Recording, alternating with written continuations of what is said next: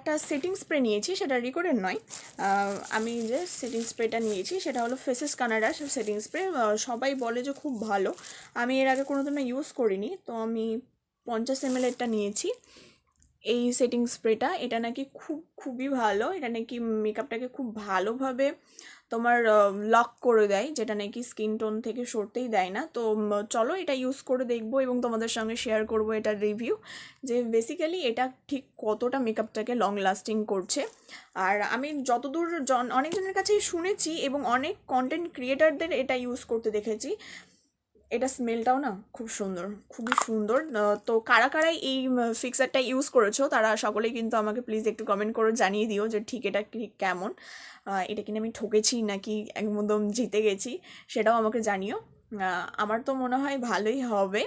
তো চলো এটা ইউজ করে তোমাদের সাথে শেয়ার করব রিভিউটা। তোমরা চাইলে রিজনেবল প্রাইসের মধ্যে এটা নিতে পারো, এটা আই থিঙ্ক 300 টাকার মধ্যেই চলে আসবে।